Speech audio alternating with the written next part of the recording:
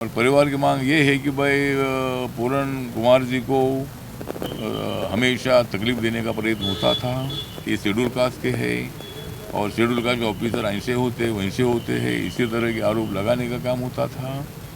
गलत काम तो वो करते थे, लेकिन गलत काम करने का आरोप उनके ऊपर लगाते थे और इसीलिए बहुत बड़ा परेशान होकर उन्होंने 7 तारीख को मतलब आत्महत्या की है, सुसाइड किया है।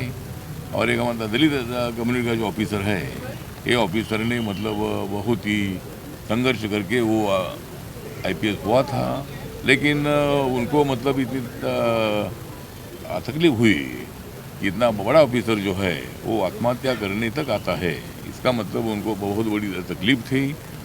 और नायब सिंह सैनी साहब जो यहाँ के मुख्यमंत्री हैं, उन्होंने जापान के दौरे से आने के बाद फौरन अनाउंस भी किया है कि जो भी इसमें आरोपी है, जिसमें कि 11 लोगों के नाम सुसाइड नोट में है, तो उनके ऊपर का कार्रवाई होनी चाहिए। इसी तरह की मांग उनकी फैमिली की भी है, हमारे समाज के अन्य नेताओं को भी है। और हमारे कुंडली जी, जो रवि कुंडली जी है, हमारे संदीप वाल्मीकि जी है, हमारे रिपब्लिकन पार्टी के नेता लगातार 6 दिन से इधर है और अनेक लोग जो है ये हमारे समाज के इधर आ रहे हैं।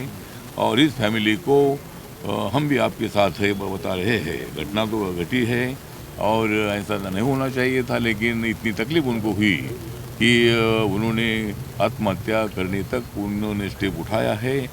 तो इसीलिए मुझे लगता है कि जो डीजीपी है, डीजीपी पर मुख्य आरोप है, उसके साथ साथ सबसे ज़्यादा आरोप है वो रोहतक के जो एसपी है, उनके ऊपर सबसे बड़ा आरोप है। तो मुझे लगता है कि अभी तक मतलब जो बॉडी का पोस्टमार्टम नहीं हुआ है और ये फैमिली का कहना है कि भाई आप सीएम से बात करिए और जल्दी जल्दी किसी न किसी को अरेस्ट करने की आवश्यकता है। तो मुझे लगता है कि जल्दी जल्दी रोहतक के जो एसपी है उनको अरेस्ट करने की आवश्यकता है। सुसाइड नोट में उनके नाम है और इसीलिए मुझे लगता है कि एसपी और डीजीपी के नाम है, तो दोनों पर मतलब कार्रवाई होनी चाहिए। इसी तरह की हमारी भी मांग है। मैं सामाजिक न्याय और अधिकारिता मंत्रालय का राज्य मंत्री हूँ। नरेंद्र मोदी सरकार में मैं रिपब्लिकन पार्टी ऑफ इंडिया की तरफ से मैं लगातार